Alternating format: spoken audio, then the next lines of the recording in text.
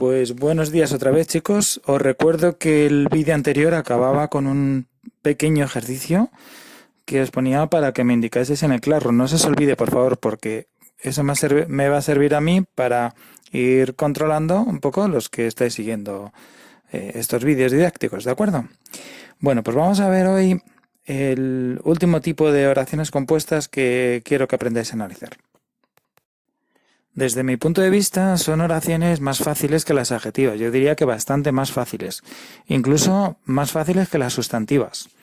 Vamos, que en mi opinión, dentro de las subordinadas, son las oraciones más fáciles de analizar, porque de hecho, como vamos a ver enseguida, únicamente pueden cumplir una función, la de complemento circunstancial, ¿vale?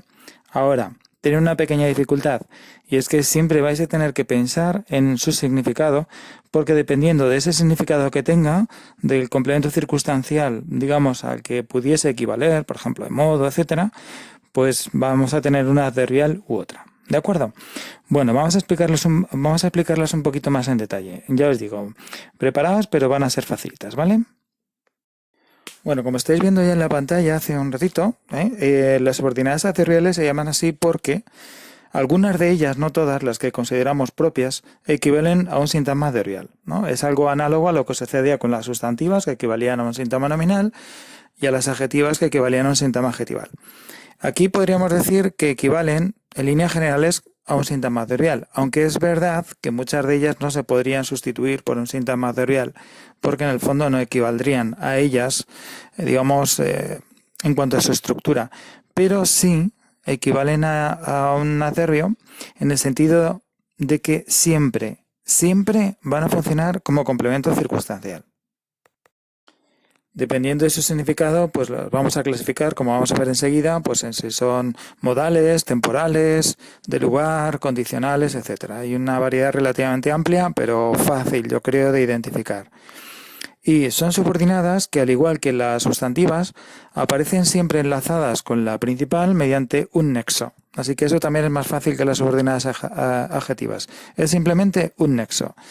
Ahora bien, depende de este nexo también el tipo de subordinada. Entonces vamos a tener a veces conjunciones o locuciones conjuntivas que son condicionales o son temporales, etcétera, etcétera. Y eso es lo que va a condicionar nuestro análisis. Pero ya digo, en general son facilitas. Enseguida veis en la pantalla los tipos de adverbiales, que es lo que os va a dar la pauta del análisis, ¿no? Veis, el tipo de adverbial, y también entre paréntesis os he puesto dos o tres nexos que me parezcan especialmente frecuentes, ¿no? Por supuesto no están todos, hay muchos más. Entonces, si tenéis dudas, recordad que un procedimiento muy útil en la gramática es siempre el de la conmutación. Es decir, sustituir el nexo que veáis por el que penséis que pueda ser y ver si hay algún cambio de significado, ¿vale? Si equivalen totalmente, es que son del mismo tipo. Por ejemplo, las modales nos indican el modo. Entonces, si apareciese un según y no sabéis qué tipo de conjunción es o tenéis dudas, pues podéis conmutarlo por un como, por ejemplo, y ver si equivale, ¿no? Por ejemplo, imaginaos la frase rellena el cuestionario como indican las instrucciones.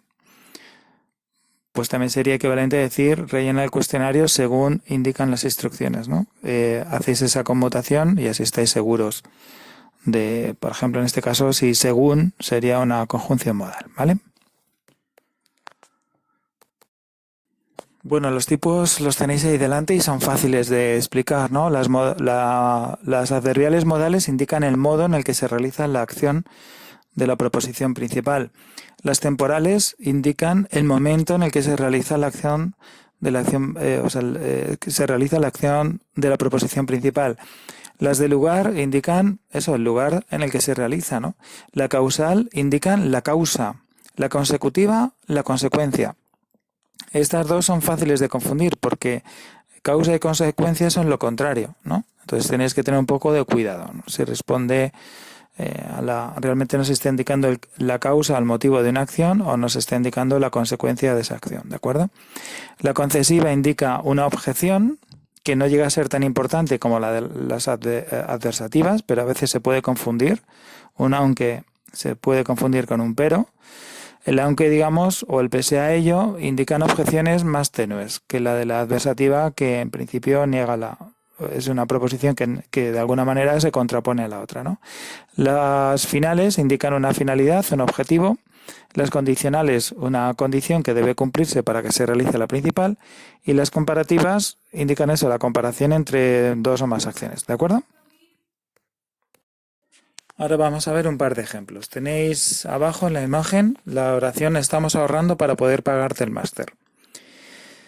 Si empezamos a analizar la morfología, estamos ahorrando es una perífrasis verbal aspectual durativa para una conjunción final, poder pagar, perífrasis verbal modal de posibilidad, de pronombre personal, el artículo y máster sustantivo.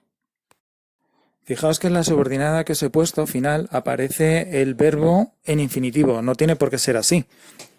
También podríamos decir, por ejemplo, estamos ahorrando para que te podamos pagar el máster. Es decir, puedo decirlo igual para más infinitivo que para que con el verbo conjugado.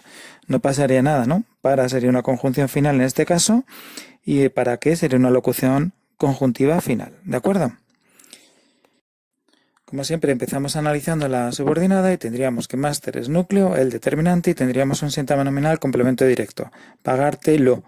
T núcleo en síntoma nominal con función de complemento indirecto. Poder pagar núcleo verbal. Y tendríamos un sujeto omitido, nosotros o nosotras, para poder pagarte nosotros el máster, ¿no? Si lo expreso diría eso. Sujeto omitido nosotros, nosotras, con un síntoma verbal, predicado verbal. Para funcionaría como nexo, igual que hacían las conjunciones enunciativas, y se formaría una proposición subordinada adverbial final con función, como siempre todas las adverbiales, de complemento circunstancial. Fijaos bien en la pantalla porque el análisis, ya os digo, es facilito, ¿vale? Y si seguimos analizando la oración, pues tendríamos que estamos ahorrando es el núcleo verbal y prácticamente ya está. Tendríamos un sujeto omitido nosotros o nosotras y un síntoma verbal predicado verbal que formaría la subordinada adverbial final. Y ahora quiero que veáis otro ejemplo, un segundo ejemplo, ¿vale? Tus abuelos se quedarán muy tristes si no vas. Ahí tendríamos que tus es un determinativo posesivo, abuelo sustantivo, se quedarán verbo semicopulativo, muy adverbio, triste es adjetivo, sí conjunción condicional, no adverbio y vas verbo. Y tendríamos una proposición principal, tus abuelos se quedarán muy tristes y una subordinada si no vas. Y como siempre empezamos por la subordinada. Vas núcleo verbal, no núcleo adverbial de un síntoma adverbial, complemento circunstancial de negación, y ya tendríamos el síntoma verbal predicado verbal. No vas con un sujeto omitido, tú. Sí, funciona como nexo y tendríamos la subordinada adverbial condicional con función, como siempre, de complemento circunstancial. Y seguimos analizando.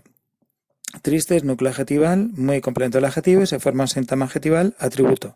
Se quedará en núcleo verbal y tendríamos así un síntoma verbal predicado nominal, se quedarán muy tristes si no vas.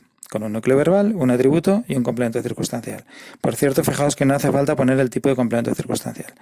Abuelos, si seguimos a la izquierda, abuelos núcleo, tus determinante, síntoma nominal sujeto, y todo, sujeto y predicado, forma una oración compuesta, subordinada adverbial, condicional, con función de complemento circunstancial.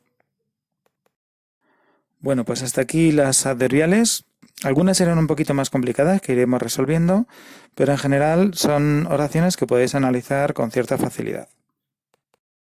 Como en otras ocasiones, os dejaré abajo en los comentarios del canal de YouTube algunas oraciones de este tipo y de los otros que hemos visto para que practiquéis un poquito esta Semana Santa y no se os olvide lo que habéis avanzado, que yo creo que es bastante y que vais bastante bien. ¿Vale, chicos? Bueno, pues mucho ánimo y adelante. Nos vemos.